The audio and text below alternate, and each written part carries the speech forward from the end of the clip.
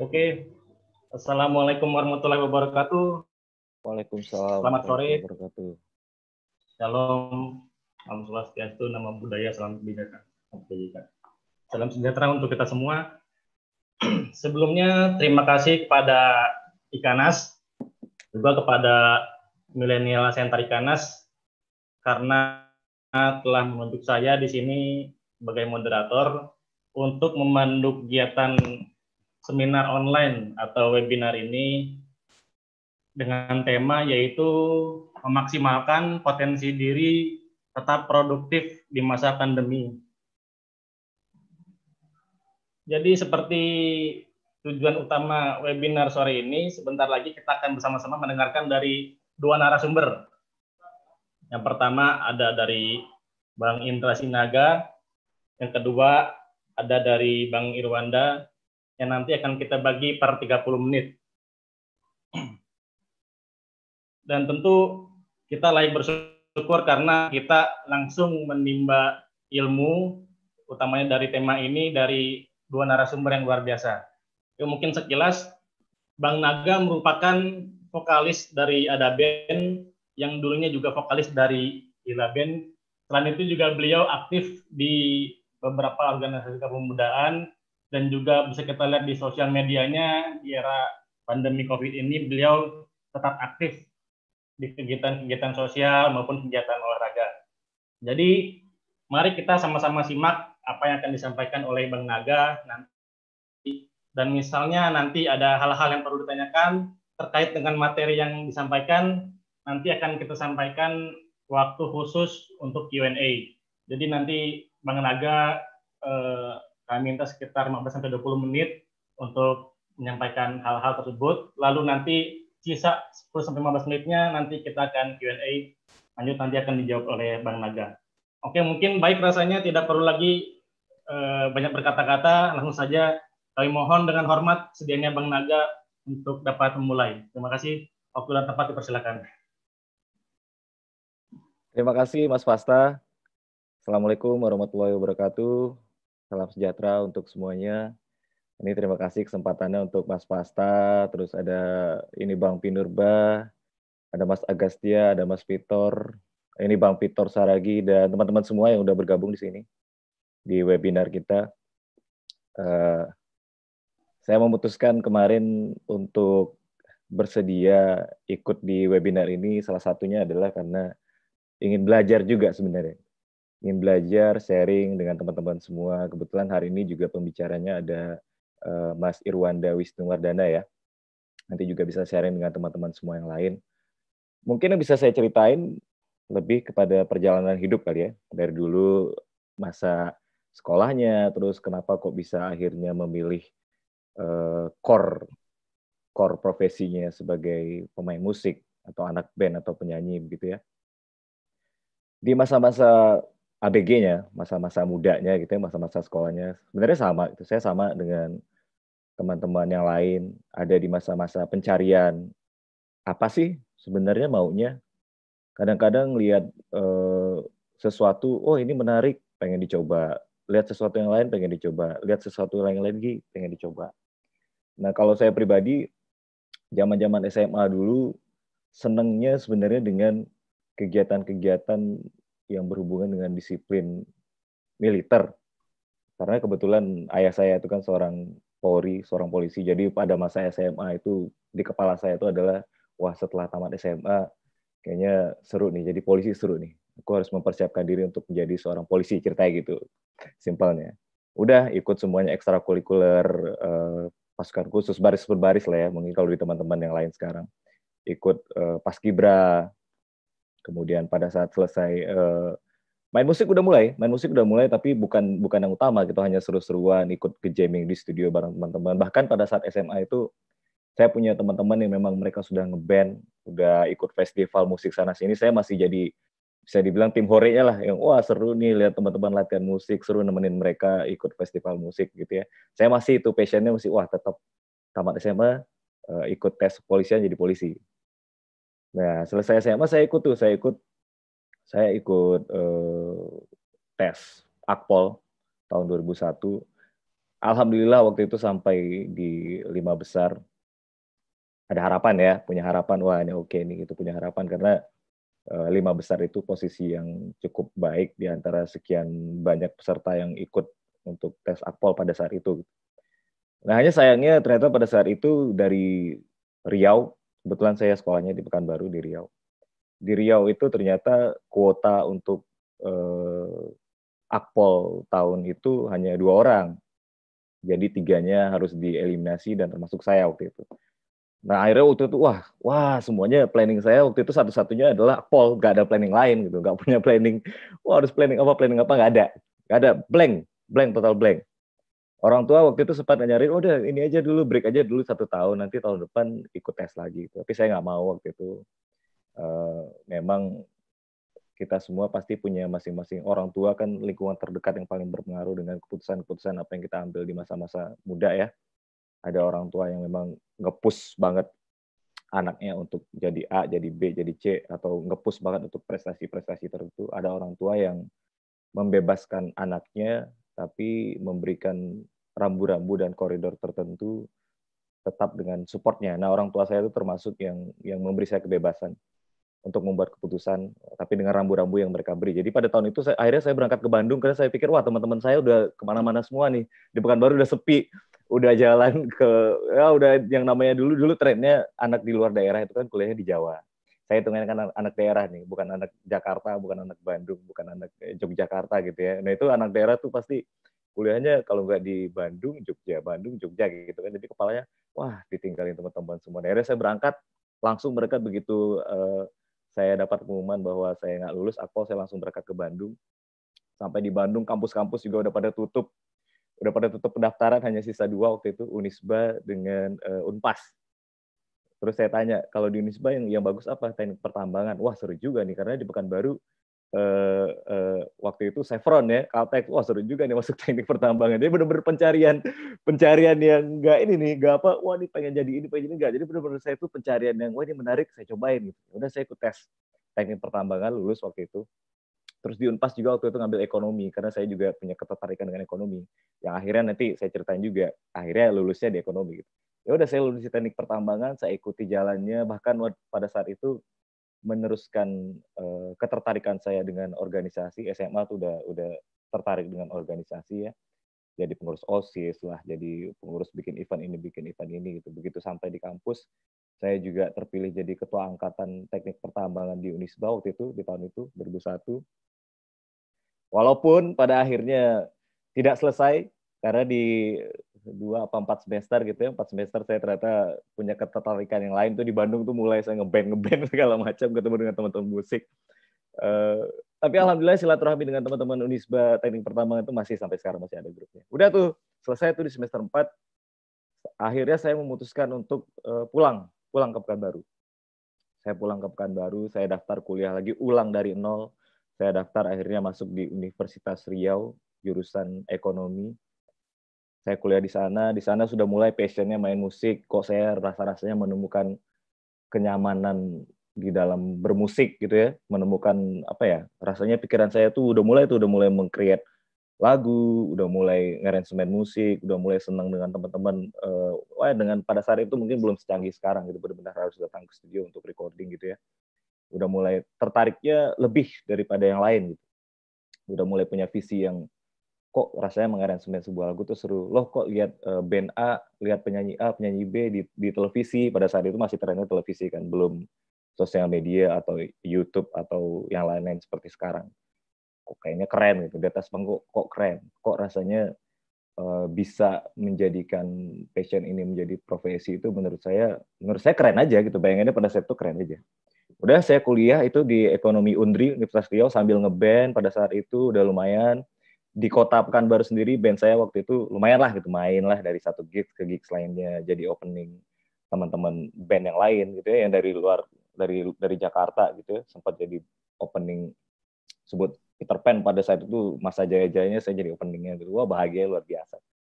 Sampai akhirnya seperti yang tadi saya bilang, hidup saya itu penuh pencarian, penuh ya berpikir kan bahwa pada saat itu di Pekanbaru sendiri untuk pekerjaan seperti musisi atau main musik untuk bisa punya album itu sulit gitu loh. Nggak semudah teman-teman yang ada di Pulau Jawa atau di Jakarta gitu ya, yang bisa langsung dekat dengan perusahaan rekaman pada saat itu kan tidak semudah sekarang. Kalau sekarang kan teman-teman punya karya bisa langsung recording dengan alat yang sekarang udah mumpuni ya, dengan handphone aja udah bisa rekaman, bisa upload langsung ke digital platform, terus memperkenalkan karyanya. Dulu kan nggak, dulu lebih rumit. Akhirnya saya pikir, wah nggak bisa nih gini terus gitu. Jadi benar-benar harus hijrah ke Jakarta. Tahun 2004 saya putuskan untuk hijrah ke Jakarta, ngasih demo sana sini dari label satu ke label lain segala macam. Wah itu awal perjalanan lah. Awal perjalanan singkat ceritanya akhirnya saya diterima oleh salah satu label dan pada saat itu udah dengan Lila ya. Udah dengan Lila terus rilis sekitar 5 album dengan Lila, 14 tahun kurang lebih dengan teman-teman Lila dengan segala macam perjalanannya yang sebenarnya cukup panjang untuk diceritakan dan tidak mudah lika-likunya, tapi seru. Karena apa? Karena memang passionnya di situ. Gitu. Jadi ketika saya mengerjakan sesuatu yang memang saya suka, pasang surutnya, suka dukanya jadinya di bawah senang aja. Dan memang itu tantangannya. Itu. Dukanya banyak ya, mulai dari dibayar cuman nasi kotak, terus datang ke panggung berharap untuk bisa manggung, ditolak manggung, itu udah dialamin semua. Dan mungkin itu jadi tantangan di setiap perjalanan teman-teman yang lain juga dengan bidang yang berbeda-beda. 14 tahun di Lila, kemudian akhirnya di tahun 2020 kemarin sama, mungkin di tengah jalan penuh dengan pencarian, menemukan sesuatu yang akhirnya harus dipilih, membuat keputusan, akhirnya bergabung dengan Ada Band. Nah, sekarang saya ada di Ada Band dan berjuang dengan Ada Band, tapi dengan teman-teman Lila juga masih tetap berhubungan baik. Saya mencoba untuk membuat membuat bisnis yang berhubungan dengan musik dengan teman-teman Lila walaupun tidak main musik bareng ya. Walaupun tidak main musik bareng. Itu singkat cerita untuk perjalanan musik. Nah, kalau organisasi sendiri memang seperti yang tadi saya udah cerita, saya tertarik dengan bersosialisasi dengan teman-teman seperti sekarang gitu ya. Senang diskusi, senang mendapatkan informasi yang beda-beda dari teman-teman yang ada di profesi yang lain, bidang yang lain. Senang mendengarkan ilmu-ilmu dari disiplin ilmu yang berbeda. Saya sendiri lulus di jurusan ekonomi marketing Institut Bisnis Nusantara akhirnya di Jakarta. Waktu itu transfer. Nah, ya udah, ini cerita organisasinya nyambung dari OSIS lah, apa mengurus Paskibra sampai akhirnya begitu di Jakarta bergabung dengan salah satu organisasi namanya GMF KPPI bareng dengan Mas Pasta itu. Kebetulan kita itu organisasinya Putra Putri Purnawirawan TNI Polri. Ya itu juga bagian dari sosialisasi, bagian dari senang bertukar informasi, bagian dari senang dengan berhubungan dengan masyarakat langsung semuanya. Nah, sekarang sendiri saya juga akhirnya jadi pengurus namanya Prisindo. Prisindo itu adalah LMK Performing Rights Association of Indonesia. Itu adalah lembaga manajemen kolektif yang mengurusi hak-hak dari para pelaku pertunjukan. Jadi anggotanya cukup banyak ya, dari mulai ada Raisa, ada teman-teman Noah sendiri, ada Afgan, dan lain-lain. Ada 381 anggota, di mana kita mengurusi royalti yang sebenarnya dikolek dari LMKN. LMKN mengkolek royalti teman-teman, nah kita ngurus royalti yang ini nih, dari menghitung royalti teman-teman sampai mendistribusikannya. Ya itu bagian dari apa ya? Bagian dari sisi lain saya selain main musik, dan saya menemukan keseruan itu. Sampai sekarang pun masih pencarian. Hidup saya penuh dengan pencarian, mencari, belajar. Di situasi pandemi sekarang semuanya berubah. Yang biasanya dulu dengan mudahnya gitu ya, bikin lagu, rilis, promosi, kemudian ada panggungan offer, sekarang semuanya berubah, semuanya berpindah ke online, termasuk seperti diskusi kita sekarang. Setelah ini saya berpromosi juga lewat online juga. Itu kemudian setelah akhirnya saya memutuskan, oke, core profesi saya adalah seorang musisi di situasi pandemi sekarang, walaupun udah 14 tahun ini, 14 tahun ngeband bareng Lila, kemudian udah ngeband bareng Ada Band. Akhirnya saya berpikir bahwa saya tetap harus memberikan yang terbaik di profesi saya sekarang. Nah, di situasi pandemi ini saya manfaatkan untuk latihan vokal. Kalau saya bilang sama teman-teman, wah Naga ngapain latihan vokal? Lu ngapain lagi latihan vokal? Kan udah ya ngapain latihan vokal? Tapi ternyata nggak begitu gitu. Jadi benar-benar yang oke, saya yakin bahwa ini profesi saya, ini yang akan saya tunjukkan kepada publik. Naga adalah seorang penyanyi, walaupun mungkin ada hal-hal lain yang saya kerjakan juga. Nah, saya berpikir ya udah ini adalah waktu yang tepat bagi saya untuk memperdalam apa yang saya punya, memperbaiki lagi apa yang saya punya, supaya nanti begitu pandemi ini berakhir, ya saya punya sesuatu yang lebih baik lagi untuk ditawarkan di era berikutnya. Jadi ya mungkin hidup itu pilihan ya, situasi sekarang itu pilihan. Apakah kita akan menjadi orang-orang yang terus terus merasa letih, capek dengan situasi sekarang, kemudian baru start lagi begitu pandemi ini selesai, atau justru kita akan jadi orang yang nanti sekarang itu kita penuh dengan persiapan, lakukan apapun produktivitas yang kita bisa, lakukan apapun yang kita suka, belajar lagi apa yang kita suka, atau mungkin belajar hal lain, hal baru yang ternyata menarik perhatian dan ternyata seru untuk dikerjakan. Nah, begitu pandemi ini berakhir, amin, kita adalah orang-orang yang udah siap untuk berlari gitu. Jadi nggak lagi start harus berpikir harus ngapain lagi. Saya kira itu ya Mas Fasta ya yang bisa di-share dengan teman-teman yang lain yang hadir di webinar ini. Nanti kalau ada yang mau ditanyakan dengan senang hati ya teman-teman ya. Santai aja. Terima kasih. Assalamualaikum warahmatullahi wabarakatuh. Silakan Mas Fasta. Ya, selamat datang juga untuk narasumber Bang Irwan Dawisnu. Siap, Bang. Selamat datang. Luar biasa nih. Mas Wisnu. Ya, jadi kita udah sangat menarik apa yang tadi disampaikan oleh Bang Naga tadi tentang bagaimana dari mulai beliau remaja, beliau masuk ikut tes akpol, sampai beliau kuliah, sampai akhirnya beliau bisa berkutat di dunia tarik suara seperti itu. Lalu juga beliau juga aktif di beberapa organisasi pemudaan tadi, hingga kita di era pandemi ini, Bang Naga mengajak kita untuk coba belajar hal-hal baru. Nah, kalau kita lihat mungkin di sosmednya Bang Naga juga aktif kegiatan fisik berolahraga.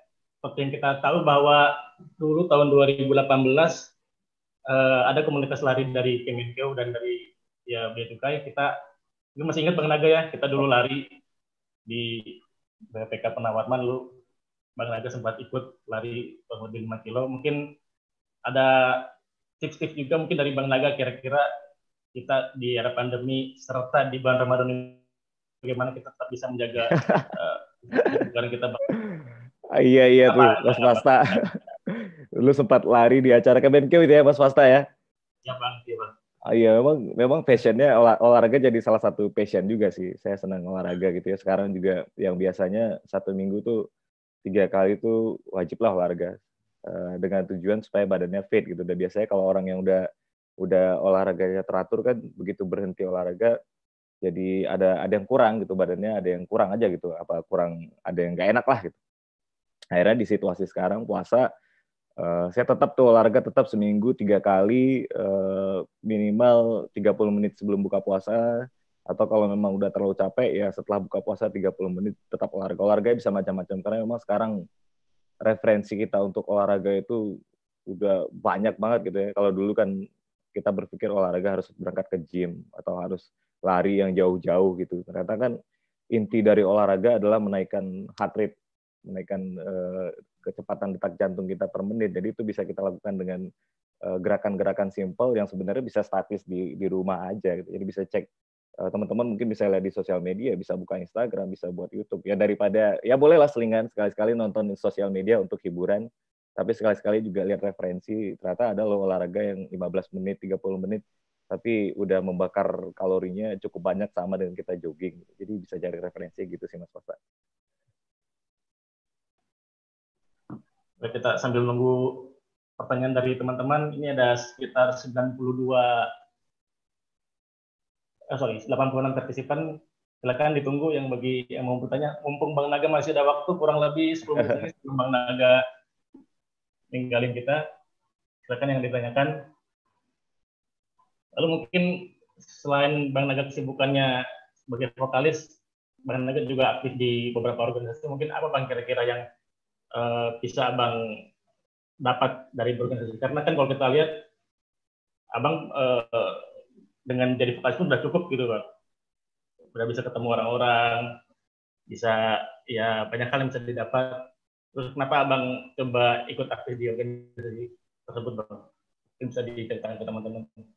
memang masing-masing kan punya visi yang beda-beda gitu. Kalau saya main musik gitu ya, saya di band mungkin visinya adalah menciptakan karya-karya yang seru, mengeluarkan ide-ide di dalam kepala untuk jadi sebuah lagu atau sebuah aransemen gitu ya. Tujuannya bisa sebuah lagu baru atau sebuah album baru atau mempertahankan eksistensi sebuah band atau sebagai naga seorang penyanyi 5 atau 10 tahun ke depan, visinya seperti itu gitu kan, dengan tujuan menghibur penikmat musik Indonesia.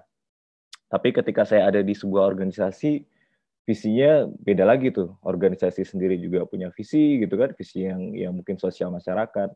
Kemudian ada organisasi yang seperti saya sekarang jadi pengurusnya juga Presindo, visinya adalah memperbaiki tata kelola hak-hak pelaku pertunjukan, pelaku industri musik Indonesia ke depan. Nah, itu yang menarik bagi saya gitu deh. Visi di musik, visi di organisasi yang lainnya beda-beda. Kemudian orang-orang yang saya temui juga beda-beda. Pola kerjanya juga beda-beda. Hal itu membuat membuat saya menjadi tetap update, ketemu orang yang berbeda-beda, ketemu organisasi yang punya visi berbeda-beda, punya cara kerja juga beda-beda. Akhirnya saya mau tidak mau jadi update kan, jadi update belajar sesuatu yang mungkin disiplinnya jauh beda dengan saya main musik. Dan itu buat saya sih keseruan tersendiri sih, Mas Fasta. Jadi kayak wah seru banget nih ternyata dunia ini banyak hal menarik lah gitu. Itu merangsang pikiran kita untuk terus update, terus pengen sesuatu yang baru. Ya selain core-nya tadi, core-nya kan kalau saya main musik, kalau teman-teman yang lain pasti punya profesi-profesi ataupun ketertarikannya yang beda-beda juga.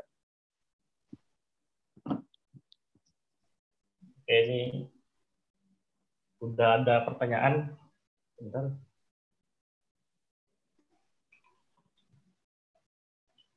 Ada pertanyaan dari... Ada Muhammad Safri Ibrahim ya? Betul. Di saat kita sudah menemukan passion, kita terkadang pernah berada di titik jenuh. Nah, itu bagaimana cara mengatasi saat berada di titik tersebut? Wah, ini seru nih. Ini kayaknya dialami sama semua orang nih. Dialami sama semua orang, semua profesi, semua passion. Kadang-kadang kita di awal-awal ngerasa, wah ini passion gue nih gitu ya. Ini passion kita. Terus gencar, luar biasa. Langsung, wah bikin ini, bikin itu yang sesuai dengan passion. Nah, di satu titik tiba-tiba ngerasa, loh kok tidak menemukan apa-apa ya. Mulai jenuh, mulai merasa, wah passionnya ternyata tidak berhasil. Tidak menemukan apa yang pengen dituju, karena kan passion sendiri kan punya tidak semua passion adalah bisa digantungkan menjadi profesi. Kadang-kadang beda gitu, kadang-kadang beda. Ada orang yang passionnya dia sebenarnya senang A, tapi ternyata ya taruhlah kalau bicara rezekinya toh ternyata di B gitu, tapi dia bisa jalanin dua-duanya. Ada orang yang memang passionnya di A, terus dia memang rezekinya lewat passionnya dia, ada yang begitu juga. Ini memang harus pintar-pintar menyeimbangkan. Kemudian satu lagi yang bisa saya sampaikan adalah konsisten. Untuk konsisten ini susah, benar-benar butuh butuh keteguhan hati ya. Konsisten tuh keteguhan hati.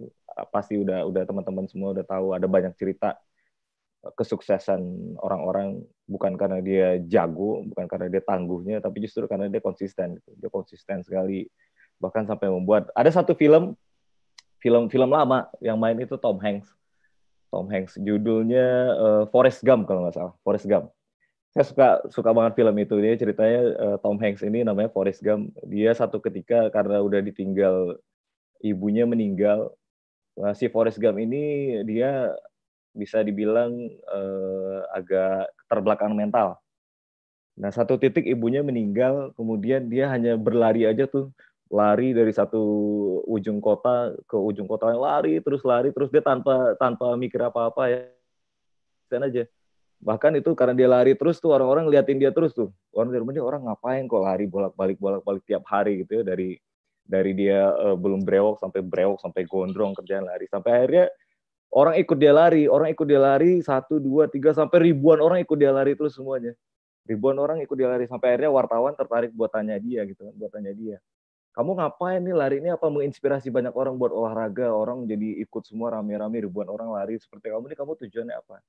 Dia bilang nggak ada, emang gue suka aja gitu. Orang-orang jadi bingung, jadi ternyata konsistensi itu bisa punya kekuatan yang dahsyat di saat kejenuhan kita boleh berhenti, mungkin ambil ancang-ancang untuk mundur sekian langkah atau jongkok sebentar.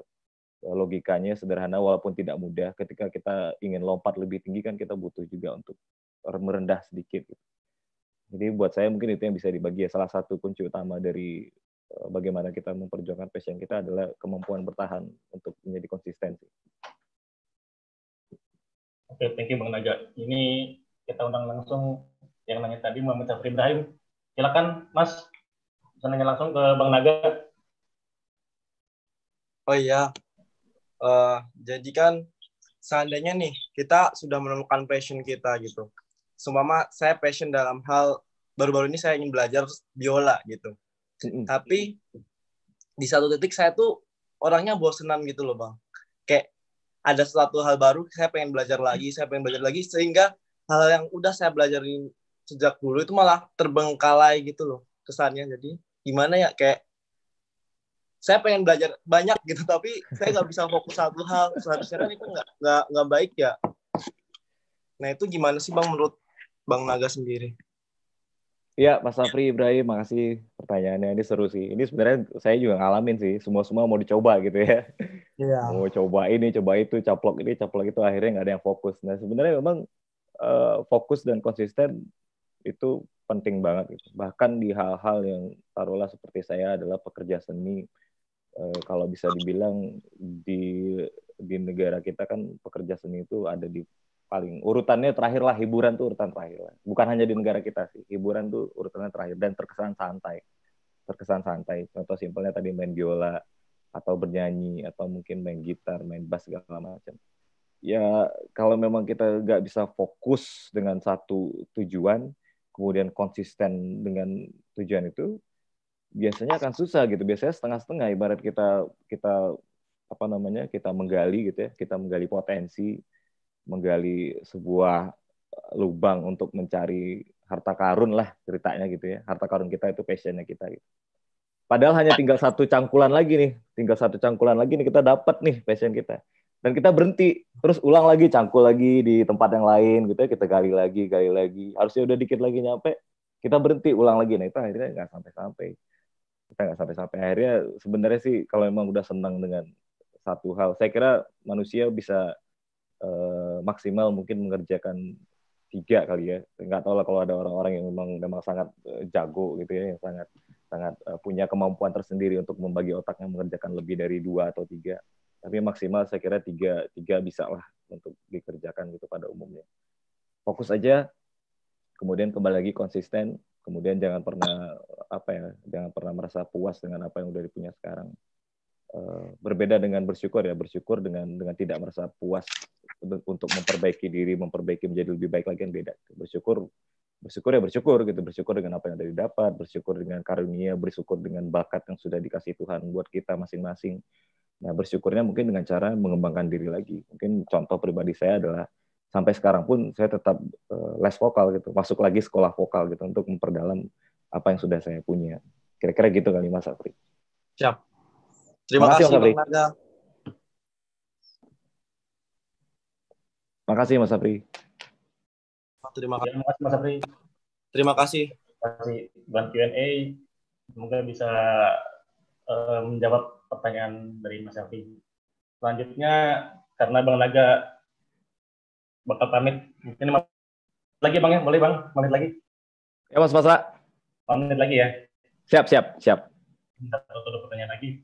Oke, pertanyaan selanjutnya nih dari Afifah N.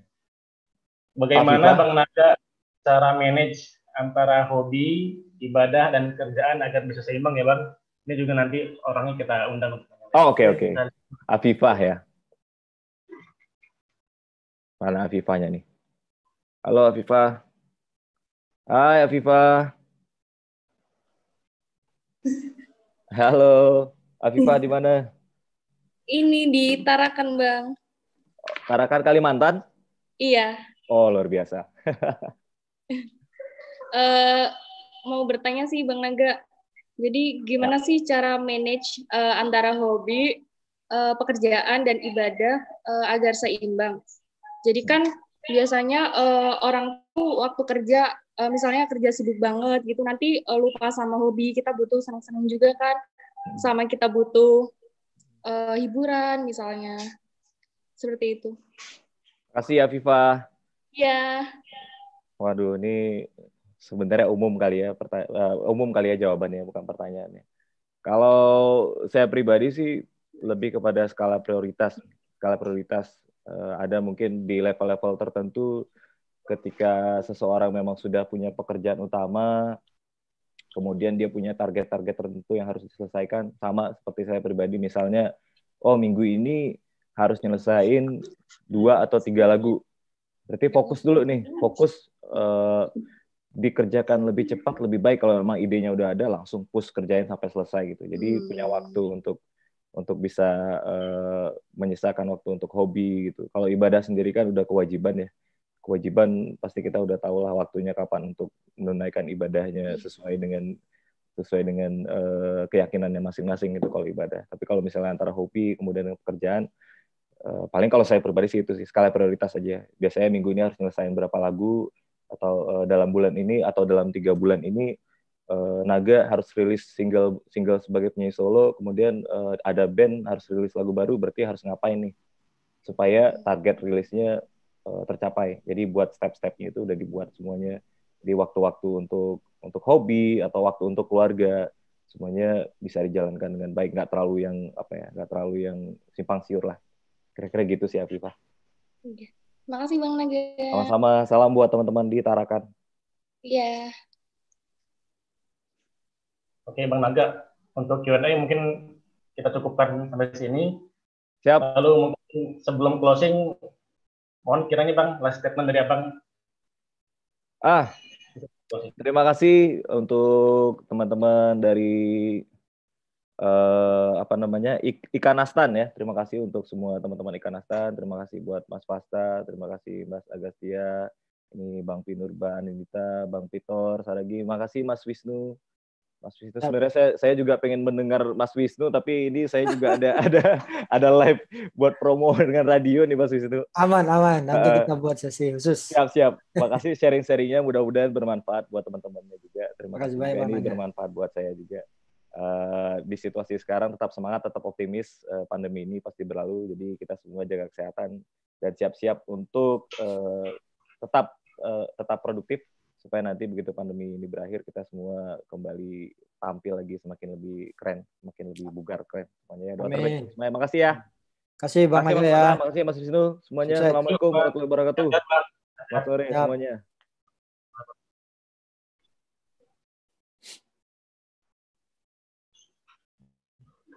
Ya, selesai sudah untuk narasumber yang pertama. Mungkin sedikit kesimpulan bahwa Bang Naga mengajak kita untuk tetap aktif di tengah pandemi ini agar nanti setelah selesai pandemi kita menjadi pribadi yang lebih produktif, serta kita juga agar bisa belajar hal-hal baru di masa sekarang ini. Kita lanjut saja ke narasumber yang kedua, yaitu di sini ada Bang Irwanda Wisnuwardana. Jadi beliau ini merupakan alumni STAN yang sekarang ini berprofesi sebagai peneliti di Kementerian Keuangan. Serta beliau juga saat ini menjabat sebagai Wakil Ketua Ikanas. Selain itu juga beliau menjabat sebagai anggota Komite Audit Dewan Komisaris di salah BUMN. Juga beliau sebagai dosen manajemen strategis Diploma 4 PKN STAN. Beliau menempuh pendidikan D4 di PKN STAN, lalu S2 Master Kebijakan Publik di Universitas Hitotsubashi Jepang, dan menyelesaikan S3 Doktor Kebijakan Publik dan Ekonomi Politik di Universitas Texas di Dallas, Amerika Serikat, dalam usia yang bisa dibilang cukup muda. Mungkin untuk mempersingkat waktu, dengan hormat, Bang Irwanda Wisnuwardana, untuk waktu dan tempat kami persilakan. Baik, terima kasih Bang Fasta. Ya, lama nggak jumpa, terakhir ketemu waktu lomba lari kita ya. Assalamualaikum warahmatullahi wabarakatuh. Selamat sore, salam sejahtera untuk kita semuanya. Merupakan kebahagiaan bisa bersua dengan para milenial ya, yang utamanya para alumni PKN STAN dimanapun berada. Tadi ada Afifah di Tarakan, tentunya ada di berbagai Nusantara, di berbagai pelosok Nusantara. Ini salam kenal juga, kita selama ini sudah sebagian bekerja ya di DPP Ikanas mungkin, tapi belum pernah bertemu langsung, tapi ya alhamdulillah kepotong dengan COVID malah kita bisa lewat media online. Nah, saya izin untuk menyampaikan beberapa materi ya, karena terbiasa memang peneliti ini menggunakan bahan ya. Jadi saya nanti share materi. Boleh ya, Mas Fasta ya, langsung ya. Iya Bang. Ya Bang. Oke. Ini terlihat materinya, jelas ya? Jelas Bang. Oke. Fasta, ini ada record ya? Ini record Bang, record ya. Record ya, oke. Termasuk layar ya? Ya. Oke, nanti bisa share. Baik. Jadi, oh ya sebentar. Ini kalau masih aktif. Sebentar, saya cek dulu yang mana ini aktif. Oke, subtitle dah. Ya, ini foto saya sedikit berbagi ya. Sewaktu wisuda di UTD, UT Dallas ya. Biasa disebut orang-orang universitas terbuka gitu. Karena singkatannya UT ya. University of Texas at Dallas di tahun 2016 ya, hampir berapa tahun yang lalu tuh? 4 tahun yang lalu ya. Nah, ini tradisi ketika kita menyelesaikan pendidikan tertinggi itu melakukan hooding. Jadi di hooding itu ibaratnya diberikan semacam selendang dan kemudian kita diberikan ucapan selamat oleh supervisor kita, supervisor saya sebelah kiri ya, Profesor Berry yang tidak terlihat wajahnya, kemudian Dean atau dekan ya, ketua program itu adalah yang sebelah kanan Profesor Holmes. Jadi kita diberikan selamat bergabung kolega kami yang baru. Jadi tradisi pelantikan, wisuda atau hooding ini merupakan pertanda bahwa seseorang telah memasuki dunia akademik secara resmi dan kemudian menjadi kolega dari para profesor yang sudah lebih dulu malang melintang di dunia pendidikan tersebut. Jadi sangat terasa nuansa magisnya. Bukan kita adalah satu lagi acara wisuda, itu wisuda biasa dipanggil kemudian diberikan piagam gitu ya. Tapi yang paling menentukan tuh di situ adalah ketika di hooding ya. Kita memberikan apresiasi kepada para doktor yang baru selesai dan menjadi koleganya.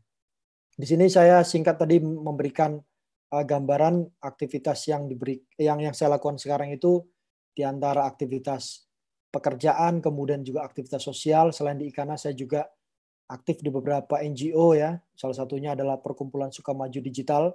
Bagaimana kita bisa membangun digitalisasi di Indonesia. Kemudian pernah menjadi ketua Forum Mahasiswa Kedinasan Indonesia, pendirinya dan ketua pertamanya.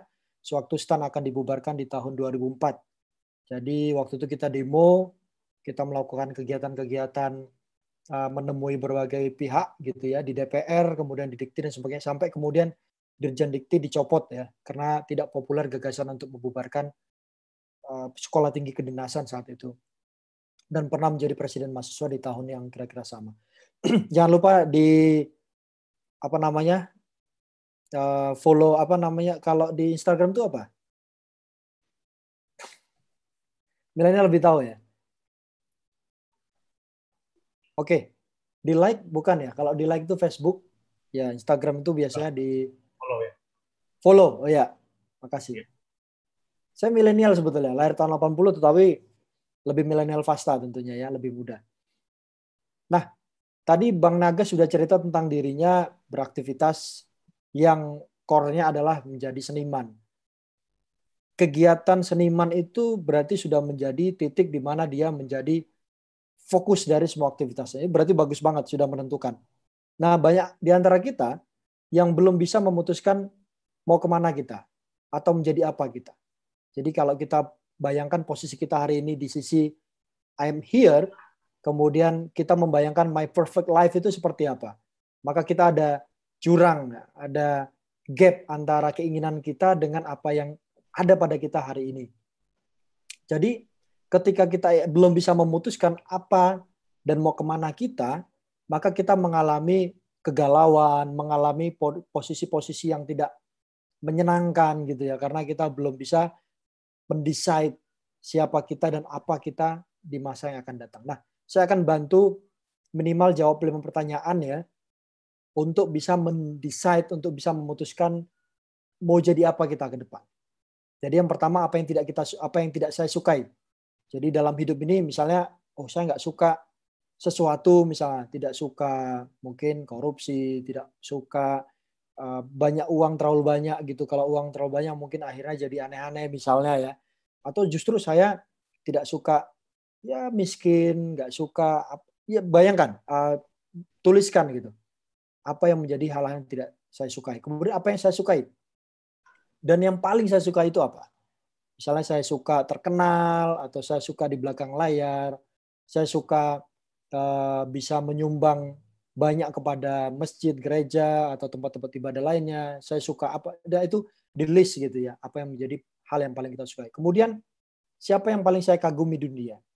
Apakah tokoh politik, apakah tokoh ekonomi, apakah tokoh bisnis, apakah apa? Dituliskan gitu, didefinisikan. Kemudian apa prestasi terbesar saya dalam hidup sejauh ini? Apa prestasi kita? Mungkin mendapatkan penghargaan, pernah maraton kemudian masuk podium ya, mendapatkan piala, mendapatkan uang tunai dan sebagainya.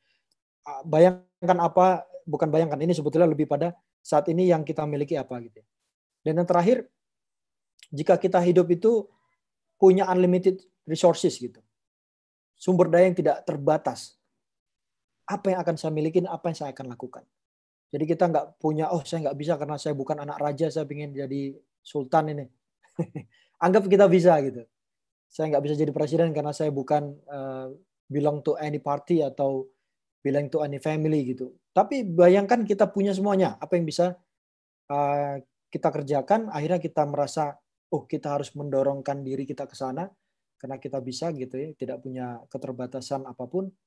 Nah, kira-kira 5 ini akan menuntun kita untuk bisa menentukan. Dan untuk membantu kita itu sebetulnya kita bisa benchmarking.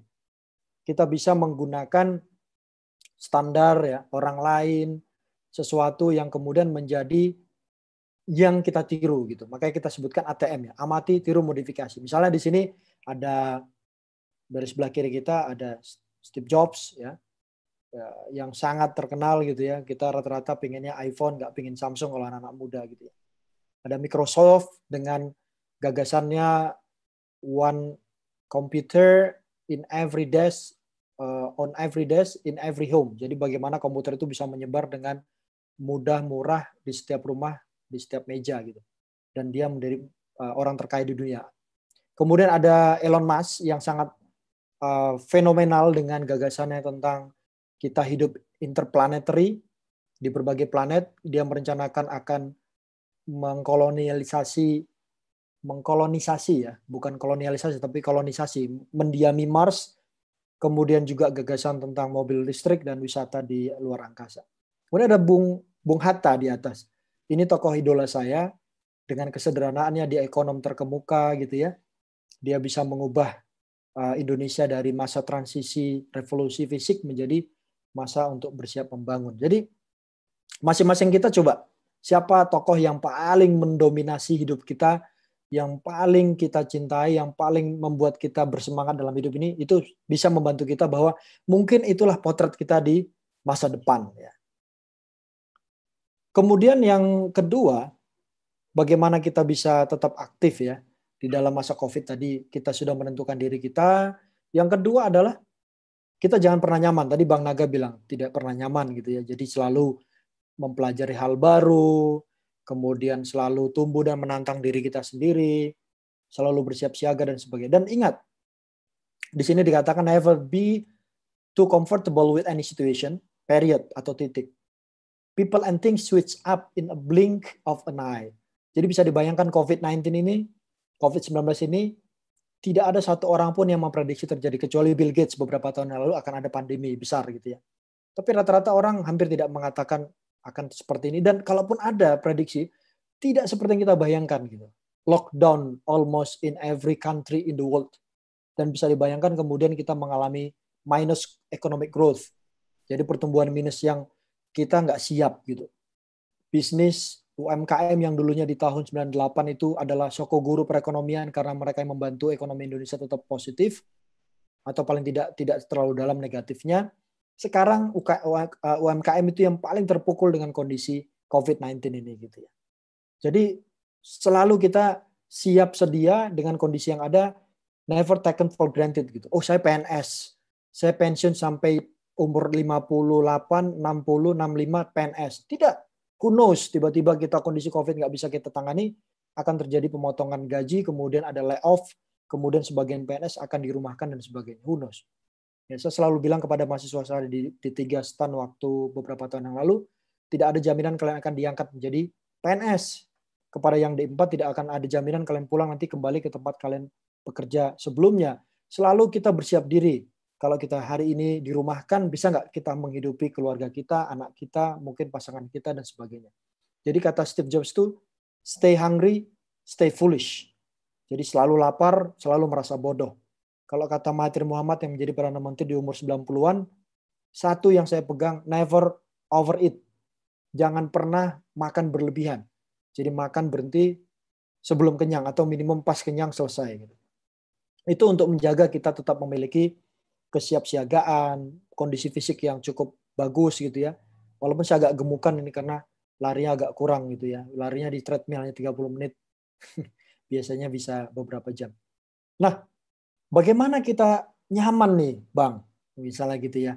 Kita memposisikan diri berpindah dari zona nyaman ke zona tidak nyaman. Pastinya akan ada stres, akan ada frustasi gitu.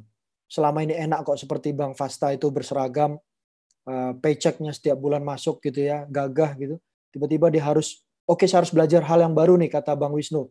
Tapi kan stres gitu, karena misalnya menjadi seperti Bang Naga nggak mudah, bekerja bisnis lagi yang lain nggak mudah, moonlighting bekerja saat malam hari, moonlight lemburan nggak mudah gitu. Kan itu bukan hal yang sederhana.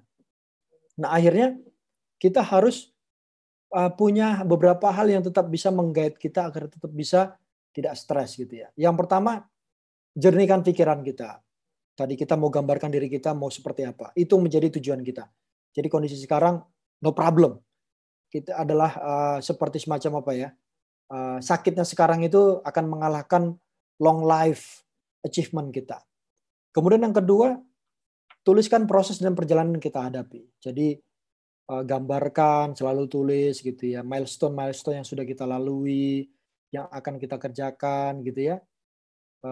Kemudian syukuri dan rayakan setiap keberhasilan kecil. Kita berhasil dalam satu proyek, sederhananya gitu apa gitu, menghasilkan penjualan pertama kita atau gaji pertama kita, keterampilan pertama kita rayakan, kita syukuri, kita berikan reward kepada diri kita gitu. Kemudian berbagi dengan keluarga dan sahabat. Jadi dukungan mereka sangat penting agar ketika kita punya pukulan, oh kita memulai bisnis baru kemudian rugi, hilang duit karena partnernya kabur dan sebagainya, sahabat kita, keluarga kita bilang rasain loh gitu kan. Tapi kemudian mereka akan merangkul kita dan kemudian membuat kita bersemangat kembali. Dan yang terakhir, hadapi kondisi-kondisi yang ada, masalah-masalah yang ada, jangan kabur dari hal-hal tersebut. Hadapi. Kondisi-kondisi itu akan mendewasakan kita gitu.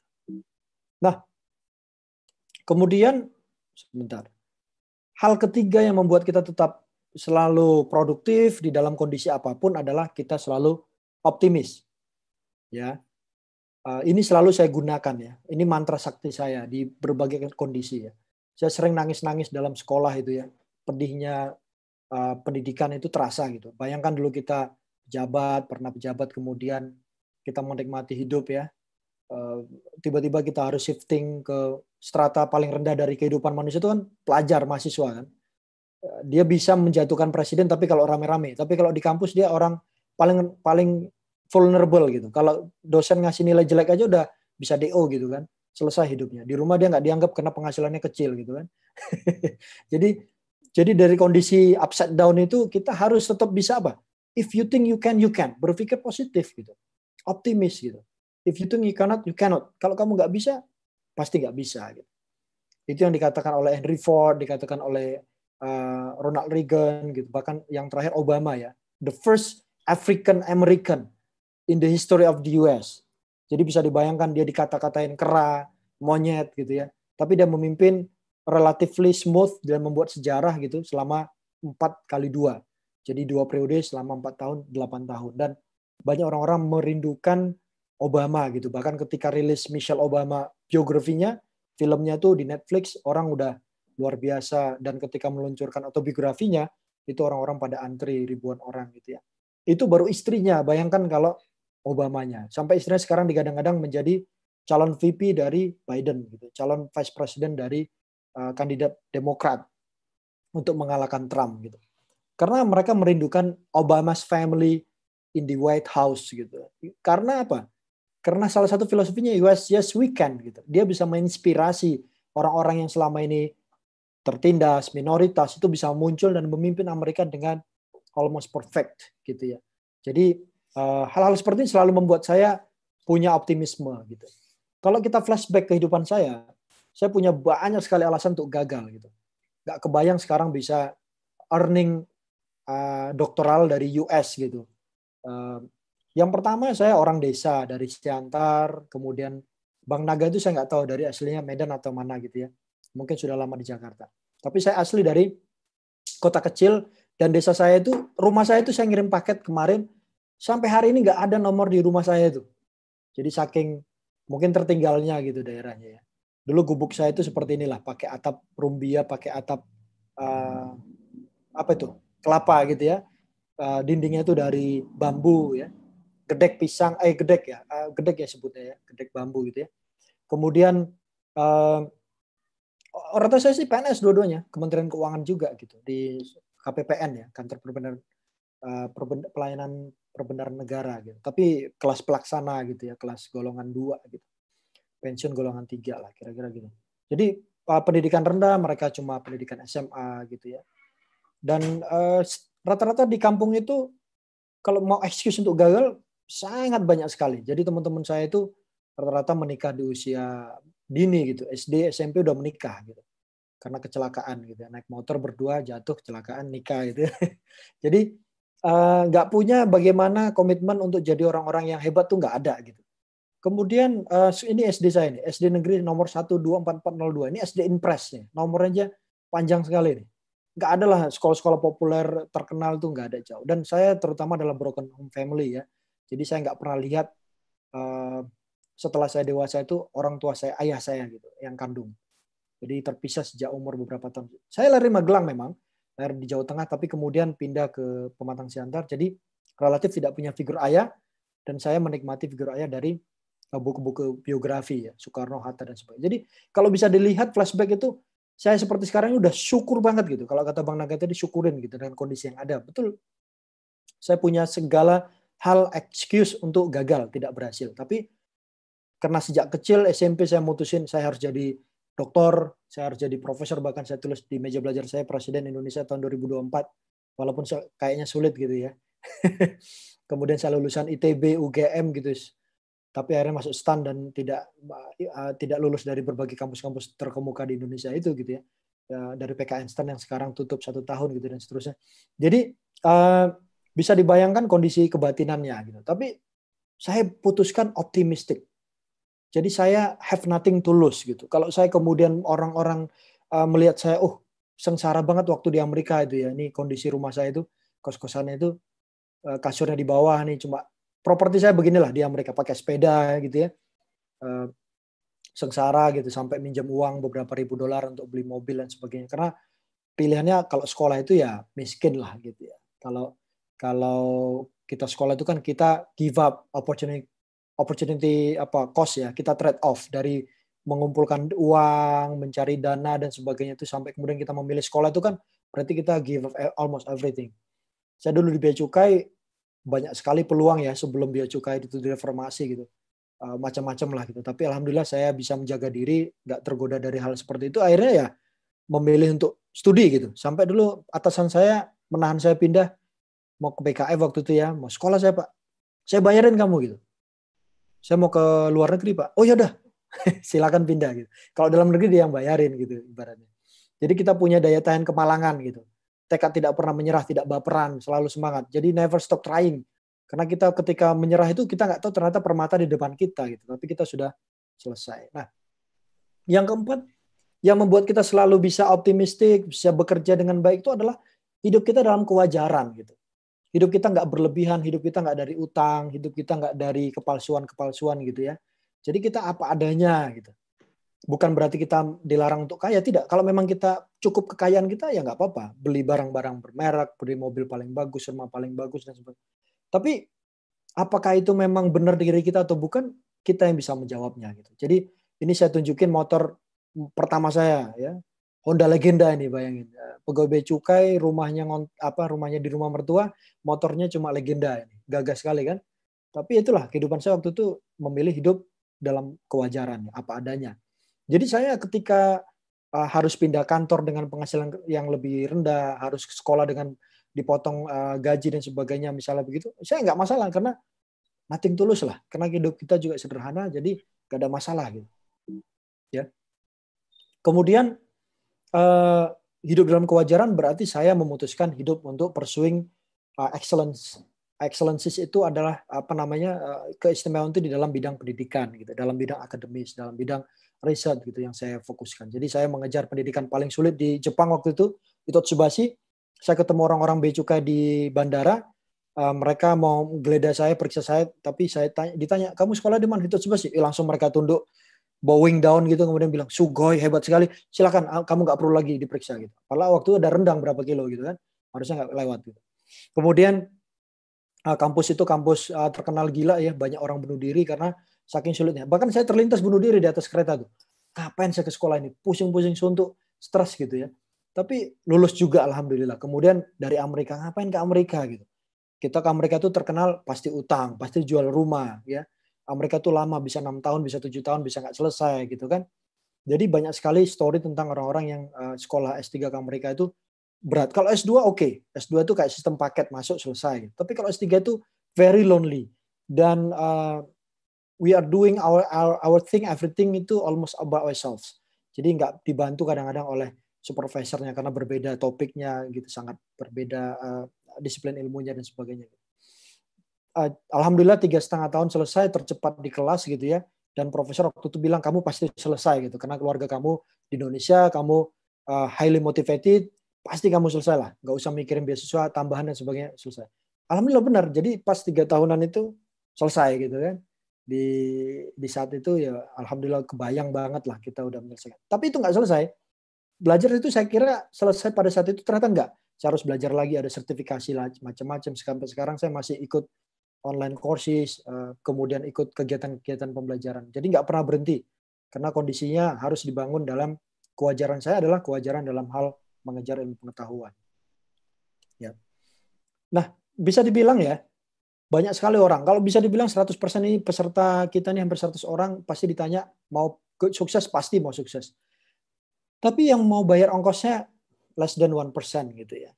Makanya banyak yang email saya bagaimana mau dapat beasiswa S2, S3 gitu ya. Tapi setiap tahun saya di email orang yang sama, tiap tahun juga dia nggak nyiapin IELTS-nya, nggak nyiapin TOEFL-nya, nggak nyiapin GMAT, JRE dan sebagainya. Jadi nggak pernah bisa selesai juga scholarship-nya gitu, nggak pernah dapat juga. Jadi there's no such thing as a freelance. Jadi nggak pernah ada yang makan siang gratis gitu atau mimpi di siang bolong lah intinya. Harus kita bayar ongkosnya. Dan yang terakhir, agar kita tetap punya semangat dan komitmen, kita harus punya faith beyond belief. Jadi kita harus punya kekuatan doa yang membuat kita ketika ada masalah, terantuk masalah, kita kemudian sadar bahwa kita masih punya the most powerful thing ya in the universe gitu, yaitu yang namanya kita katakan ada Allah, Tuhan, ada macam-macam gitu ya. Jadi kita selalu menggunakan kekuatan doa ini sebagai our strength gitu ya. Saya sebagai muslim saya meyakini bahwa semua kekuatan itu tiada daya dan upaya kecuali hanya milik Allah yang Maha Kuasa. Jadi saya selalu kembali kepadanya. Dalam kondisi apapun, sesulit apapun saya minta ke beliau, kemudian minta diberikan kemudahan. Dan biasanya jawabannya datang gitu. Ada jawaban seketika, ada jawaban yang tertunda beberapa bulan, ada yang beberapa tahun, dan sampai sekarang ada jawaban yang saya masih tunggu-tunggu belum ada kabar gitu. Tapi saya yakin semuanya diproses oleh yang maha kuasa gitu, sesuai dengan kemampuan kita untuk menerima apa yang kita minta gitu.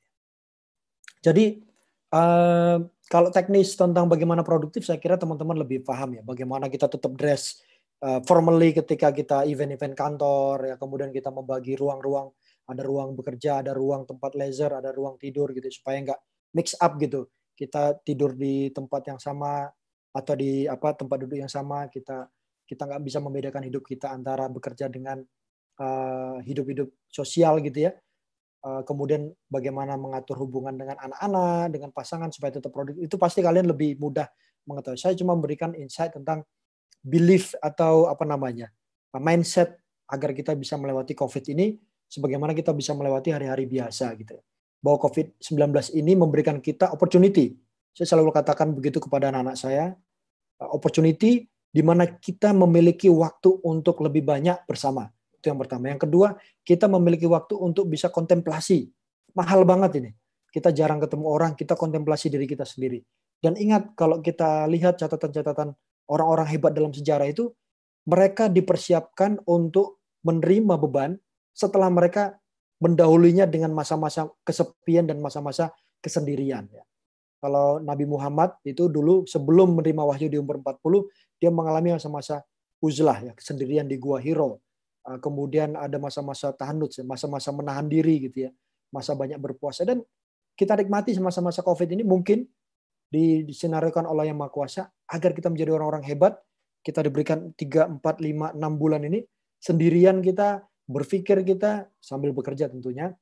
Kemudian mematangkan diri agar kita bisa menemukan siapa kita sebenarnya, dan kemudian kita mengambil tindakan itu, dan kemudian kita akan bersyukur beberapa tahun kemudian ternyata, oh, kita diberikan COVID-19 dan saya memutuskan sesuatu di saat itu dan saya sekarang berhasil. Mungkin itu yang bisa membuat kita tetap semangat, produktif di masa-masa yang sulit sekarang. Agar tetap bisa punya mindset yang optimis, positif, dan terus berkarya untuk diri kita dan orang lain. Demikian, Bang Fasta sebagai pendahuluan, mohon maaf kalau kepanjangan. Saya tunggu nanti komen dari para hadirin. Assalamualaikum warahmatullahi wabarakatuh. Waalaikumsalam warahmatullahi wabarakatuh. Terima kasih, luar biasa sekali inspirasi dari Bang Wisnu. Terima kasih, Bang. Tentu itu banyak hal yang bisa kita pelajari, khususnya kita para milenial di Kanas dan di STAN. Kita lanjut saja ke Q&A. Di sini ada beberapa pertanyaan. Kita pilih salah satu dari Dwi Hidayatullah. Sudah bergabung dengan kita ya, Dwi Hidayatullah. Ya, silakan. Namanya bagus banget ini. Jadi di sini anak kedua pasti. Siap. Pertanyaannya ini bukannya bagaimana cara bangkit dari kegagalan versi Bang Wisnu. Mungkin tanya langsung. Izin Bang. Ya, Mas Dwi, mantap ini. Siap. Ya, izin Bang Fasta, Pak Wisnu. Bang aja lah, Pak tua kali. Siap Bang. Selamat sore, semoga lancar puasanya. Izin bertanya. Ya. Kan kalau dari cerita Bang Wisnu tadi perjalanannya panjang gitu kan, dan selama itu nggak selamanya lurus terus, pasti ada naik dan jatuhnya. Nah, fokus saya adalah ketika kita jatuh itu bagaimana cara Abang cope from the sadness gitu loh. Soalnya kan kalau kayak saya gitu kan, tahun kemarin ada kesempatan di 4 ya, walau alam nggak lulus gitu kan. Tahun ini mau coba lagi, D4-nya nggak buka karena moratorium.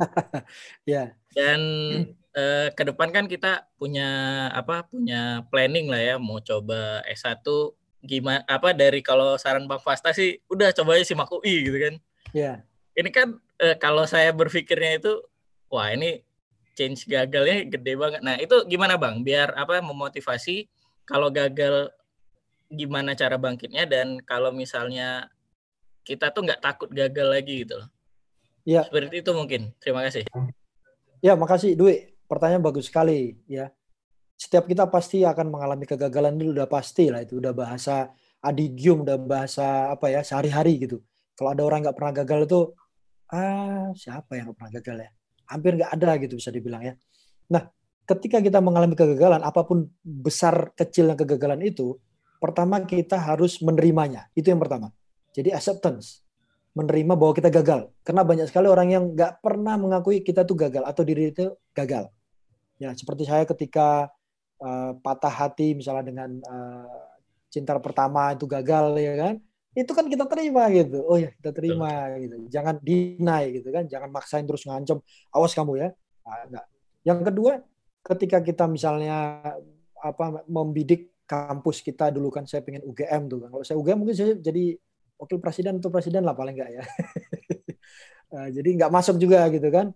Keterima di Unibrau dan keterima di STAN. Akhirnya milih STAN karena orang tua juga dari keuangan kan gitu ya. Kegagalan itu kita terima gitu.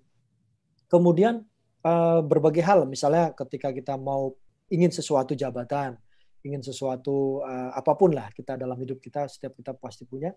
Pertama itu adalah acceptance, penerimaan, itu yang pertama. Jadi bagaimana kita ketika ada musibah, itu langsung kita kalau Muslim itu innalillahi wa inna ilaihi raji'un. Jadi kita langsung terima aja. Jangan dulu kita, reaksi kita marah, enggak, terima aja. Itu yang pertama. Yang kedua, dengan kondisi kita zero tadi atau acceptance tadi, kita akan bisa menikmati. Ya, bahkan kegagalan pun kita nikmati. Oh, saya pernah banget gagal. Saya mau berangkat ke satu negara di Amerika Latin, sudah saya siapkan semuanya, paspor, visa, tempat hotelnya, pesawatnya dan sebagainya. Minus one-nya itu ya, di minus one-nya saya diajak ketemu beberapa orang dan mereka bisa memutuskan saya nggak berangkat gitu. Dan saya begitu kecewanya gitu. Tapi kemudian apa? Yang ketiga, saya setelah zero tadi saya merasa ada sesuatu yang baik nih pasti.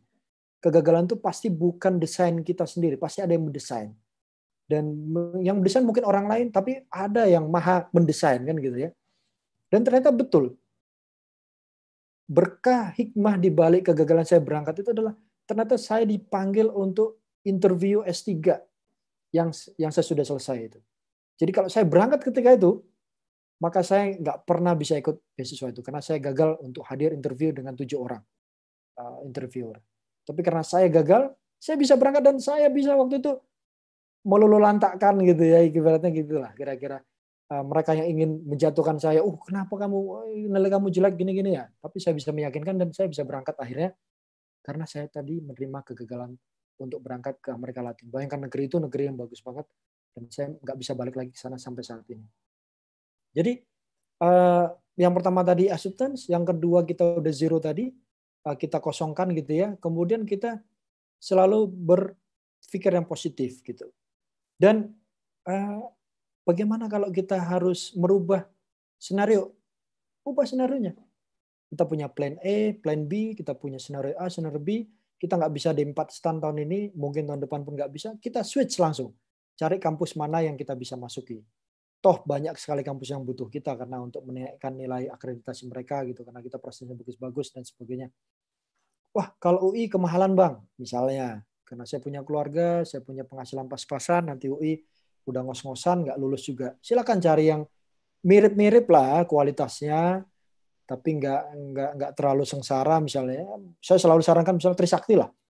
Nama kampusnya besar gitu ya, tapi nggak jelek-jelek amat lah kalau dibanding-bandingkan dengan kampus-kampus yang negeri lainnya misalnya. Kampus Reformasi, Trisakti misalnya. Atau kampus lainnya yang menurut kita yang terjangkau di daerah masing-masing, kampus negeri lainnya. Tapi yang pasti adalah jangan pernah menjadikan satu kegagalan itu sebagai excuse atas kegagalan kita dalam hidup. Ya. Karena gagal itu makanya saya seperti sekarang, Bang. No. Gagal 1 kali, gagal 2 kali tidak menjamin kegagalan kita seterusnya. Bayangkan kalau seorang yang bernama Thomas Alva Edison ya, Bang Edison itu ya, dia menyerah ketika dia gagal 5 kali, gagal 10 kali, gagal 100 kali. Ada yang mengatakan dia ratusan kali baru bisa menemukan lampu pijar. Ya. Mungkin dunia nggak akan seperti sekarang, nggak akan terang benderang. Jadi 3 hal tadi, kemudian ambil skenario lainnya, dan tetap bangkit, berdiri, memulai melangkah lagi. Tapi ingat, ya, hal yang terakhir, yang keenam adalah ubah pendekatannya.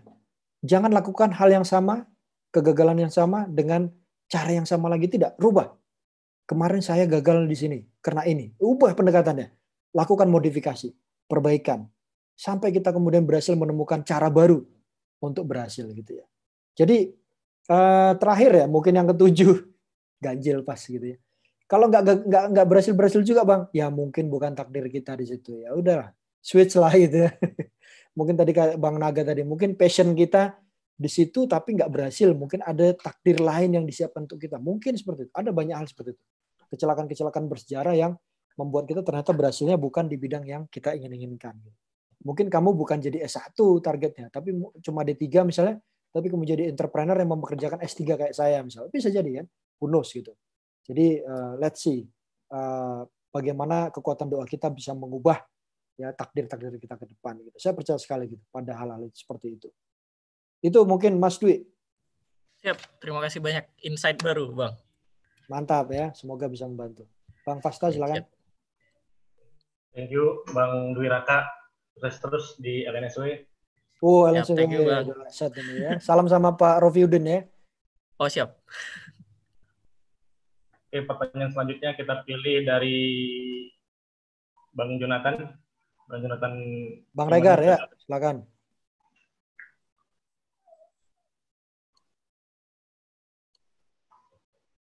Sepertinya masih belum nyambung.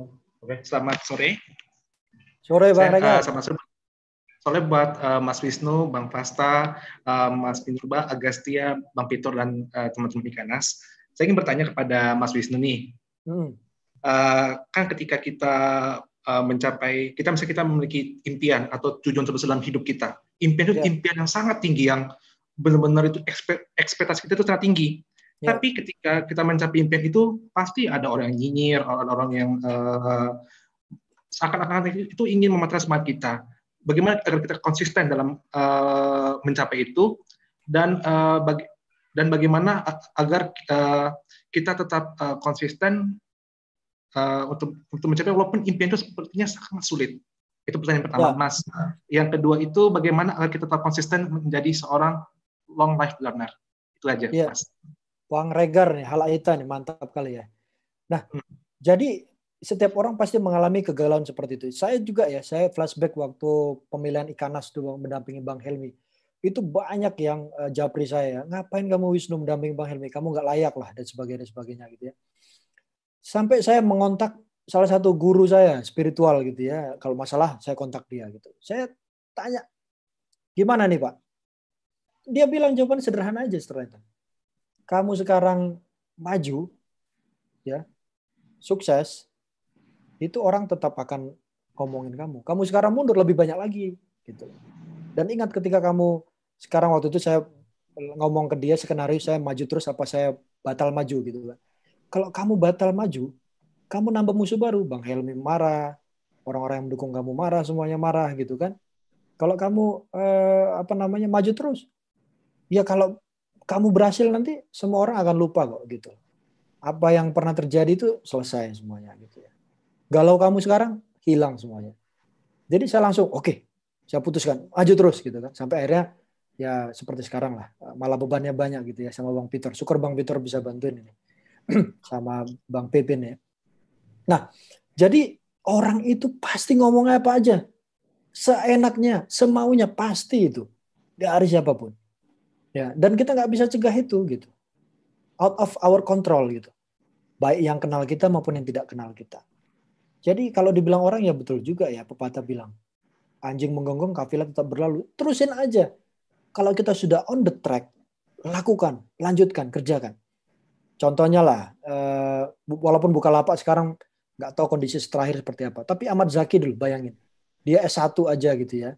Kemudian dia sekolah, selesai, kemudian dia coba startup, bolak-balik, jungkir balik, dan sebagainya. Sampai kemudian bisa berhasil besar seperti sekarang. Tapi bayangkan dulu ketika dia jungkir baliknya. Apa yang orang bilang gitu. Pasti banyak yang nyinyir gitu. Bahkan Pak Jokowi lah. Bisa kebayang lah orang seperti beliau itu bisa jadi presiden itu luar biasa gitu. Kalau kita lihat dulu foto-foto waktu mahasiswa seperti apa, pengusaha mebel, diledekin orang terus kan.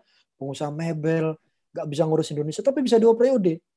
Gitu. Itu luar biasa. Dan bisa memberikan kepada kita inspirasi bahwa orang yang nggak punya backing politik, orang yang bukan jenderal, dan orang yang bukan keturunan dari orang yang hebat, itu bisa menjadi presiden. Kayak Obama lah kira-kira gitu. Berarti saya itu juga bisa jadi presiden gitu. Nah, kalau Pak Dulu Pak Jokowi berhenti ketika dihajar begitu, dicinyirin begitu. Wali kota Solo kok pengen jadi gubernur Jakarta gitu kan. Lawannya orang-orang hebat gitu. Kalau dia berhenti, orang tetap akan ngomong. Ya, Regar ya. Tapi kalau dia maju nanti orang sukses, orang bungkam. Diam semuanya. Selesai gitu kan. Jadi udah lakukan terus kan. Sepanjang kita lakukan baik, jangan pernah berhenti. Kalau kita lakukan salah, dosa, orang ngomong ya kita ikutin. Tapi kalau kita lakukan baik, orang ngomong itu biasa pertama, dia nggak bisa punya bayangan gitu bahwa kita tuh bisa. Dan yang biasa meragukan itu orang-orang sekitar kita. Ini anak ingusan begini kok bisa? Nggak mungkin lah kamu gitu kan. Tapi itu kan akhirnya terbukti dalam sejarah gitu. Orang-orang yang underdog itu malah bisa memimpin dengan sukses. Ya. Itu saya kira ya. Jadi jangan pedulikan, dengerin boleh, tapi jangan diambil hati gitu. Karena kalau kita dengarkan dari orang yang the losers, kita nggak akan pernah jadi the winners. Justru dengar dari orang yang winners. Ya, saya semalam nonton Unbreakable ya. Bagaimana kisah seorang Olympic runner itu, kemudian dia ditangkap oleh pasukan Jepang, disiksa habis-habisan, tapi kemudian tetap punya semangat, tetap hidup dengan komitmen apa? Itu tadi, if you think you can tadi. Ya, jadi selalu berusaha do the better for himself gitu. Bahwa dia bisa menjadi orang yang lebih baik daripada dirinya sendiri. Dirinya seperti itu, dia bisa lebih baik lagi gitu. Jadi selalu berpikir beyond ourselves gitu. Bahwa kita bisa pushing ourselves to the limits gitu. Selalu kita dorong terus gitu. Makanya tadi long life learner tadi begitu. Bahwa kita sekarang harus selalu berpikir bahwa ada banyak sekali skenario di hidup kita yang kita tidak pernah tahu. Besok kita nggak pernah tahu seperti apa hidup kita. Tiba-tiba ada SK pemecahan kita nggak tahu. Tiba-tiba COVID ini jadi kiamat kita nggak tahu. Justru karena kita nggak tahu tadilah kita selalu bersiap-siap dengan segala possibility yang terburuk. Ya, prepare for the worst, expect ya for the best. Jadi kita selalu menyiapkan diri untuk yang terburuk, tapi selalu berharap yang terbaik. Kita nggak punya skill, ya kita tambahin skill apa? Ya, yang sekarang kita rasakan dibutuhkan orang tetap relevan, kita harus ikuti itu kondisi relevansi tadi. Jangan sampai seperti orang-orang tua dulu kita di kantor yang mereka tidak berhasil shifting dari mesin tik ke komputer. Jadi mereka di kantor nggak bisa ngapa-ngapain, hanya mesin fotokopi aja bisa. Tapi kalau suruh kerja nggak bisa lagi karena hanya bisa ngetik, nggak bisa lagi pakai komputer. Nah, apa yang terjadi? Kalau mereka di dunia swasta mereka habis karena mereka PNS lah, mereka masih bisa hidup beberapa tahun makan gaji buta gitu kira-kira. Nah, itu yang membuat kita berpikir malu kita kalau kita nggak relevan lagi. Malu kita kalau nggak bisa hidup dengan penuh dengan apa namanya istilahnya kepercayaan diri. Kan malu kita. Jadi kita harus belajar. Daftar kegiatan, daftar keterampilan baru. Bahkan kalau perlu keterampilan-keterampilan yang double track, triple track. Jadi yang berbeda sama sekali dari yang kita kerjakan hari ini. Double track. Jadi kalau track kita yang sekarang gagal, rusak, hancur, kita punya double track. Bahkan triple track. Tapi kalau lebih dari 3 tadi seperti Bang Naga bilang, mungkin kita nggak akan bisa. Jadi maksimum 3 lah keahlian kita yang kita bangun gitu ya. Tadi apapun yang kita kerjakan sekarang kita punya backup plan gitu. Kita punya scenario A, scenario B, scenario C.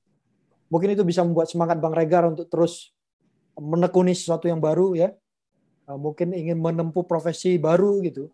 Tidak semata-mata PNS yang enak, nikmat gitu ya. Tapi ada yang mendorong kita untuk bisa lebih baik. Siap Mas. Makasih banyak ya Mas ya. Terima kasih Bang Regar ya. Iya. Terima kasih Bang Regar. Ya, terima kasih Mas. Ya, terima kasih atas pertanyaannya. Berhubung sudah mau jam 5, mungkin kita batasi satu pertanyaan lagi ya, Bang Isi ya. Selamat datang juga untuk Pak Denny Suro, mau datang bergabung. Oke, satu pertanyaan lagi dari Mbak Deva ya. Mbak Deva sudah bergabung. Izin bertanya, Bang. Oh ya, akhirnya ada Sri Kandi nih. Silakan. Saya kan lulusan D1BC. Saya dan beberapa teman saya merasa di tingkat kami ini dihalangi gitu untuk meraih degree akademik secara sah. Jadi saya sendiri last year, saya memutuskan untuk take another step untuk ambil degree di luar kedinasan. Walaupun nanti degree-nya itu nggak diakui di PNS. Nah, menurut Abang, apakah step yang saya ambil ini salah atau ini bisa jadi opportunity untuk masa depan saya? Dan beberapa teman juga bertanya, gimana sih kalau misalnya kita sekarang ambil S1 langsung? Ya, memang kondisi yang ada sekarang ya, kalau kita lihat di birokrasi kan yang dikhawatirkan oleh rekan-rekan yang bekerja di bagian SDM itu adalah bagaimana terjadi penggemukan ya. Jadi piramida yang tidak normal gitu, bahwa banyak perwira gitu ibaratnya di tengah gitu ya. Tapi sebetulnya itu ide yang obsolete gitu, ide yang kaku gitu ya, bahwa orang kalau sekolah itu kan tidak automatically harus jadi pemimpin, pejabat, perwira gitu ya. Silakan aja dia sekolah, tapi kemudian tidak otomatis berpengaruh pada jabatan-jabatan tersebut. Kalau memang yang mampu adalah berdasarkan merit system ya, orang nggak sekolah bisa aja dia. Jadi tidak harus sekolah itu kemudian kita merasa, oh kalau sekolah itu pasti dia itu ambisi terhadap jabatan. Tidak. Kebutuhan sekolah formal itu adalah kebutuhan kita sebagaimana kita makan, minum, dan sebagainya. Itu kebutuhan kita ingin merenggut rasanya pendidikan formal lebih jauh. Masa kita D1 gitu kan. Orang tua kita aja S3, masa kita D1 kan gitu. Kita kan ngejar gitu ya. Jadi itu yang kita tanamkan juga teman-teman yang sekarang sedang mengelola SDM, coba diperbaiki mindset-nya agar tidak menjadikan ancaman gitu bahwa ada orang-orang yang ingin sekolah itu rasa-rasanya kok jadi mengejar jabatan. Bukan sama sekali ya. Ya, saya juga waktu balik ditawarin jabatan, saya juga enggak, saya jadi peneliti aja. Akhirnya sekarang saya struggling di katakanlah kepangkatan gitu ya. Karena saya nggak terlalu berpikir tentang kepangkatan tersebut. Saya berpikir tentang bagaimana kontribusi saya di dalam ilmu pengetahuan misalnya. Nah, kalau Deva tadi mengalami kondisi stuck seperti itu, jangan pernah menyerah dengan kondisi yang ada gitu. Kalau memang kita punya gitu kapasitas untuk melakukan pendidikan, melanjutkan pendidikan yang lebih baik, silakan pursue. Tetap dengan cara-cara yang baik. Walaupun tidak diizinkan formal, tapi izin non-formal sampaikan kepada pimpinan atasan kita di kantor. Pasti mereka memahami. Sehingga nanti ada masalah tabrakan dengan jadwal bekerja dan sebagainya, mereka bisa memaklumi. Kemudian pendidikan degree formal tadi, itu juga kita bisa gunakan sewaktu-waktu di mana kita perlu gitu kan. Kita nggak tahu apakah selama hidup kita akan tetap berada di kedinasan. Kita nggak pernah tahu takdir akan membawa kita kemana kan gitu. Jadi kita punya backup, kita punya, saya punya ternyata degree yang bisa mendukung saya bekerja nanti di luar dari pendidikan, dari jalur yang sekarang saya tekuni, misalnya seperti itu. Itu yang pertama. Yang kedua bisa jadi degree, non-degree, pendidikan non-degree. Jadi secara degree kita ikuti, agak panjang gitu, karena saya tahu ada berapa orang D1 yang kemudian bisa sampai S2 dalam usia yang cukup muda, menekuni dengan baik-baik juga. Dan di sela-sela itu dia mengisi dengan non-degree program ya.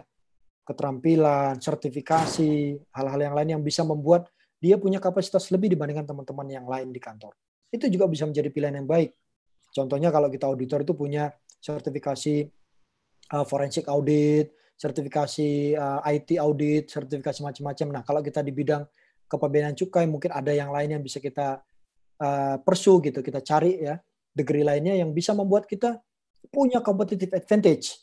Saya sebagai dosen manajemen strategik selalu mengajarkan kita memiliki keterampilan, memiliki advantage, kelebihan dibandingkan dengan pesaing-pesaing yang ada gitu ya. Kompetitif. Kita nggak bisa tergantikan oleh orang-orang di kantor kita. Karena 1-2 hal yang membuat kita istimewa. Tanamkan itu. Jadi kita punya keterampilan, kekhususan, kelebihan yang membuat kita selalu berada dalam kondisi yang baik gitu ya. Dan yang ketiga, kemudian kita bisa melihat celah-celah apa yang bisa kita manfaatkan. Saya ingat betul waktu itu di BKF ada orang yang belum 3A pun bisa sekolah gitu ya. Langsung S2 ke luar negeri. Ada izin khusus gitu. Dan saya selalu berpandangan bahwa there is always exception for an exceptional person. Jadi selalu ada keistimewaan bagi orang-orang yang istimewa. Jadi kalau kita bisa menunjukkan kita itu indispensable, kita nggak tergantikan, ketika kita minta sesuatu, mereka mengizinkan. Di sini saya melihat ada contoh D1 Bea Cukai yang menarik ya, yang sekarang pindah ke Sekretariat Jenderal kalau saya nggak salah, Mas Gulo ya. Bang Gulo itu dengan berbagai kecanggihan kelincahannya dia bisa memiliki non-formal, non-degree program gitu, dengan aktivitasnya di berbagai kegiatan-kegiatan di luar negeri.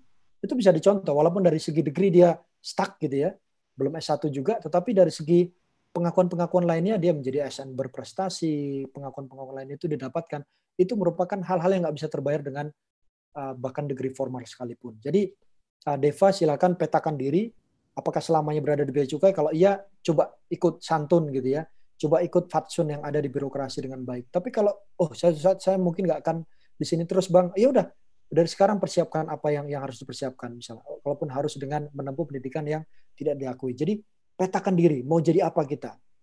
Dan ingat, kalau hari ini kita PNS, kemudian kita suatu saat resign, kita toh akan kembali ke PNS juga masih bisa gitu. Kita lihat ya, banyak orang yang zigzag keluar ya, kemudian balik lagi menjadi deputi, balik lagi menjadi kepala biro, menjadi kepala badan dan sebagainya itu, karena dia tetap memiliki komitmen dia akan serving the public melalui jalur public sector gitu. Suatu saat dia akan balik lagi gitu.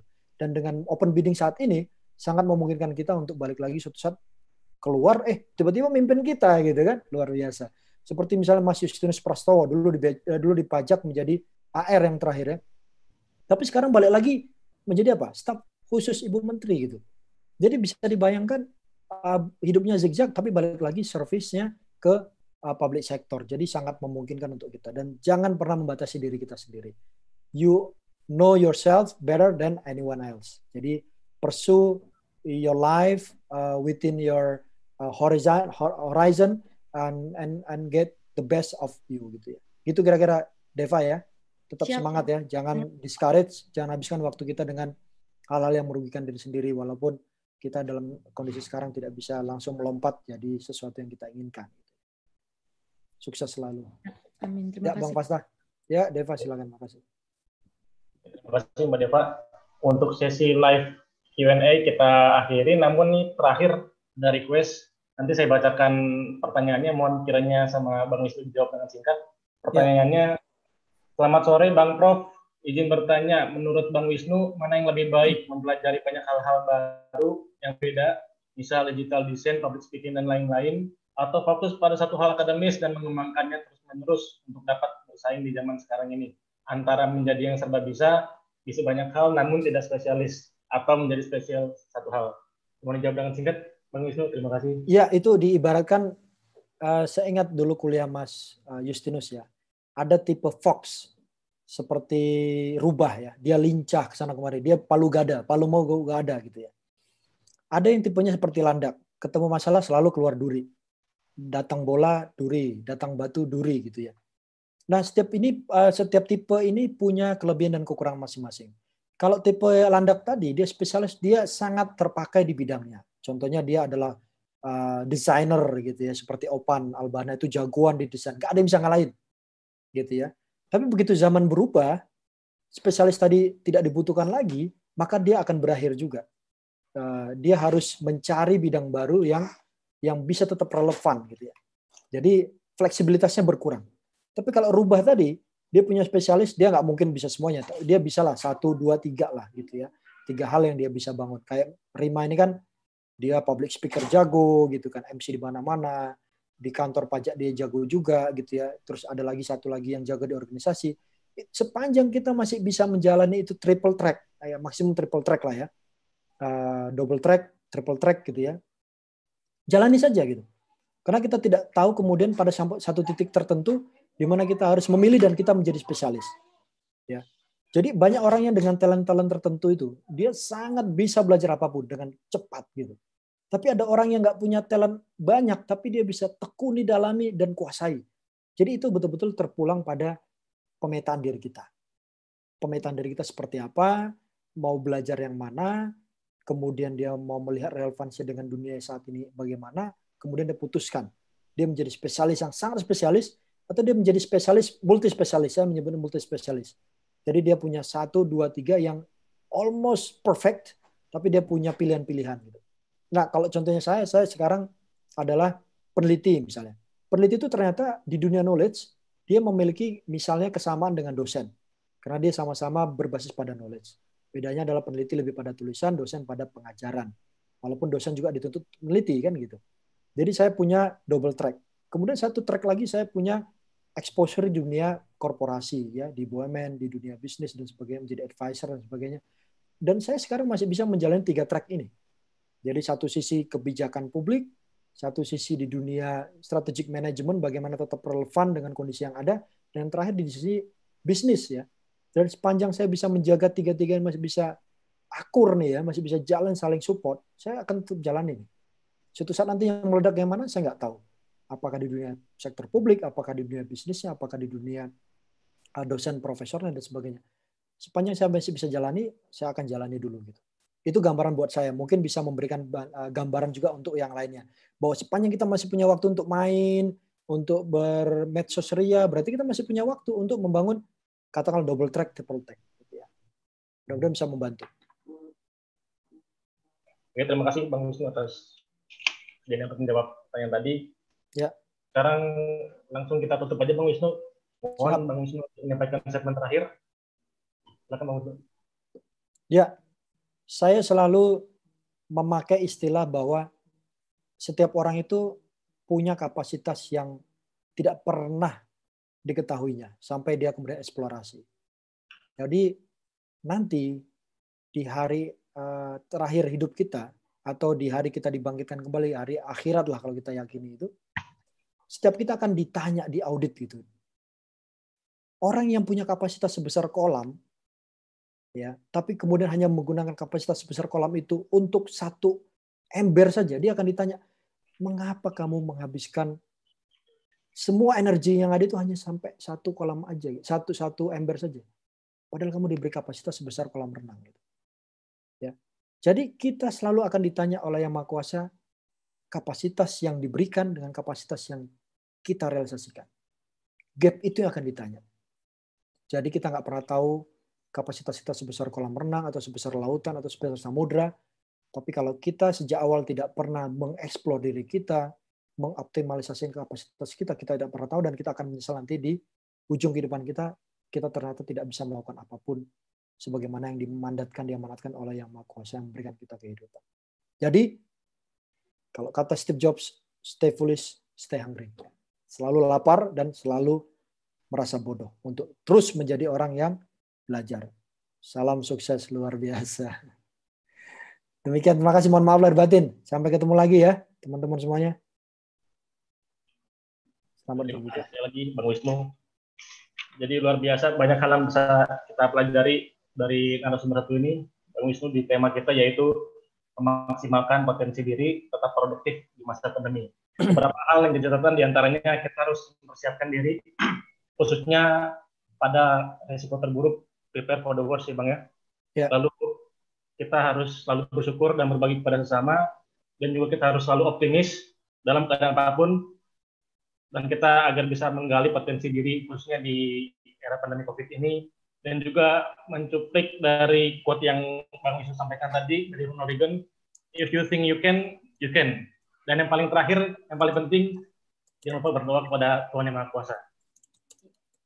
Itu saja yang dapat disampaikan. Terima kasih kepada para attendees. Di sini ada dari Kanwil DJPB Kaltim, Ahmad Fauzi, ada Pak Denny Suworo, ada Pak Wahyu Lafrias.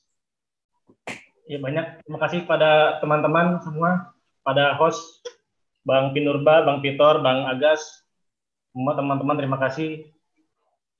Dan selamat berbuka bagi yang waktu Indonesia Tengah dan Timur. Mohon maaf lahir batin, itu saja yang bisa sampaikan. Terima kasih, kita akhiri webinar kali ini. Terima kasih teman-teman. Ya, kasih ya. Assalamualaikum warahmatullahi wabarakatuh. Sampai ketemu lagi.